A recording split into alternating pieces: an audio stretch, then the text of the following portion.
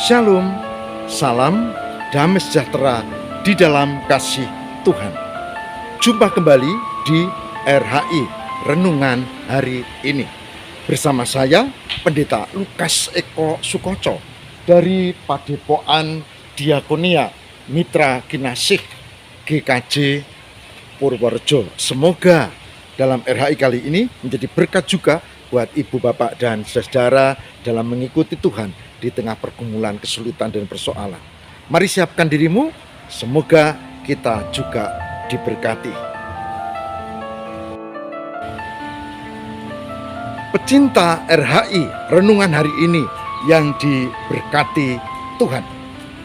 Dalam RHI kali ini kita akan menyoroti satu tema, mengubah penghinaan menjadi kemuliaan di dalam Tuhan. Mengubah penghinaan menjadi kemuliaan di dalam Tuhan. Saya awali dengan satu pertanyaan untuk ibu, bapak, dan saudara pecinta RHI Renungan hari ini. Pernah enggak ibu, bapak, dan saudara direndahkan, dilecehkan, dihina, baik dengan sikap maupun kata-kata? Pernah enggak? Mungkin ada yang pernah, mungkin belum. Saya pernah. Dan saya ambil hikmahnya. Meskipun sikapnya agak keterlaluan. Ya, sebagai pendeta saya tidak ingin dihormati berlebihan. Tapi sebagai pendeta yang kita sama-sama manusia dan sama-sama Kristen, ya tentu lebih baik kalau kita saling menghormati. Itu yang saya imani. Tapi ya sudahlah. Tapi itu tidak hanya 1-2 kali dalam berbagai event. Mengalami direndahkan, penolakan, dan dihina bahkan. Saudara, saya menemukan ayat ini. Ternyata ini caranya. Cara untuk mengubah penghinaan menjadi kemuliaan di dalam Tuhan. Dan sebagai pendeta saya belajar, oh begitu caranya. Kita tidak boleh terpancing, kita tidak boleh marah, kita tidak boleh membalas, menghina orang yang menghina kita. Kita tidak boleh dendam, tetapi dengan cara ini yang dilakukan. Cara Daud.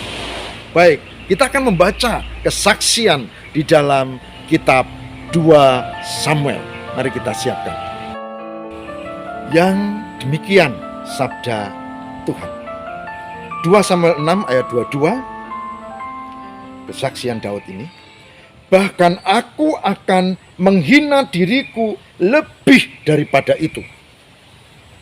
Engkau akan memandang rendah, tetapi bersama budak-budak perempuan yang kau katakan itu, bersama-sama mereka aku mau dihormati. 2 Samuel 6 ayat 22. Pecinta RHI Renungan hari ini yang diberkati Tuhan. Saudara harus membaca bagian dari awal sebelum ayat ini untuk mengerti ini ada apa Daud. Jadi ringkasnya begini. Daud memindahkan tabut perjanjian dan itu pakai proses yang panjang. Bahkan ada korban jiwa karena teledor. Dikatakan di dalam 2 Samuel 6 Usa, ya. Dan Daud akhirnya memindahkan. Ketika dia memindahkan itu, dia pakai upacara korban, kemudian dengan puji-pujian, dan Daud ini menari-nari. Sepanjang jalan dia menari-nari. Dan dia tidak sendiri, tapi dia menari-nari bersama juga dengan pengawalnya dan beberapa perempuan yang juga ikut menari-nari. Nah, Mikal istrinya lihat dari jauh. Loh, ini suamiku, Raja Daud. Kenapa dia merendahkan dirinya menari-nari seperti itu? Itu dalam hati. Tapi begitu Daud masuk rumah, dia langsung bicara, engkau tidak menjaga dirimu, engkau merendahkan dirimu, engkau menelanjangi dirimu, dan engkau merasa seperti raja yang dihormati. Mikal. Sudah baca di 2 Samuel 6. Ya. Dan Daud menjawab seperti ayat tadi. Dia menjawab begini, bahwa aku akan terus dan engkau akan makin merendahkan aku. Dan dengan perempuan-perempuan dan budak-budak itu, aku mau dihormati. Saya cek ayatnya. Intinya, pertama, ketika direndahkan oleh istrinya nih, Daud tidak marah, tidak emosi. Susah ya?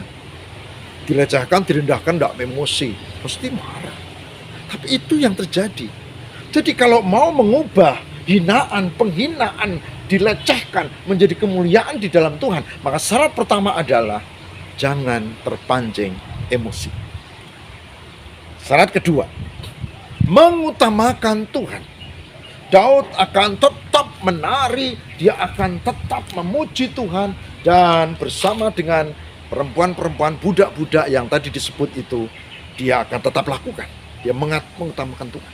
Dia tidak gengsi seperti Mikal istrinya. Maklum, Mikal kan anak raja Saul, dan dia lalu sekarang menjadi istri raja Daud, jadi gengsinya gede. Tapi Daud enggak begitu. Di depan Tuhan gengsi itu enggak penting. Di depan Tuhan ketulusan yang penting, kesungguhan hati kepada Allah. Dan selain tidak emosi, Daud mengutamakan Tuhan.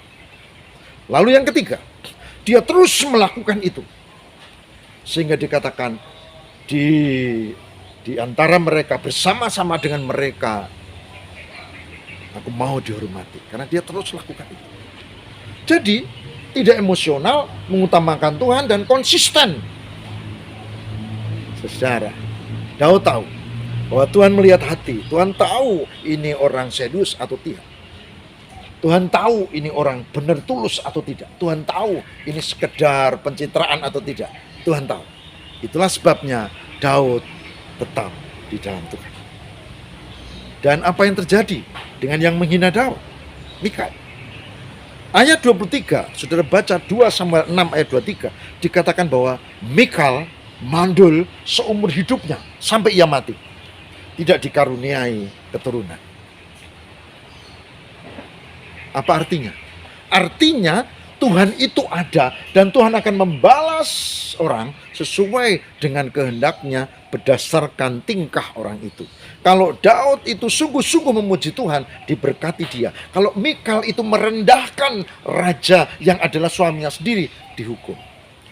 Jadi jangan merendahkan orang lain, dan kalau direndahkan jangan terpancing, biar Tuhan yang bertindak memuliakan kita dan menghukum orang yang merendahkan itu. Ini berita penting buat kita kalau mau kita dihina dan kita dimuliakan di dalam Tuhan. Ada 3. Jangan emosi, tetap utamakan Tuhan, dan konsisten di dalam memuliakan Tuhan. Selamat berjuang untuk tidak emosi, karena itu tidak mudah. Saya merasakannya tidak mudah. Tapi dari ayat ini saya mengajak mari kita belajar supaya kalau kita dilecehkan, keluar. Nah, diusir dari rapat misalnya, atau diam, dengarkan. Wah, itu keren ya. Supaya kita tidak tersinggung. Saya juga belajar untuk tidak tersinggung. Mari kita berdoa. Semoga Tuhan memampukan kami mengubah penghinaan jadi kemuliaan dengan cara tidak emosi dan ingin membalas dendam, tidak. Dan tetap mengutamakan Tuhan, itu yang penting, serta melanjutkan dengan ketulusan apa yang kami atau kita lakukan. 3 hal ini ya Allah berkatilah, supaya kami tidak emosional, tidak ingin balas, supaya kami tetap mengutamakan Tuhan dan meyakini karya Tuhan, sehingga kami dimuliakan. Terima kasih Tuhan, kami ucap syukur. Semoga pecinta RHI pun diberkati Tuhan. Demi Kristus pengantara kami. Amin.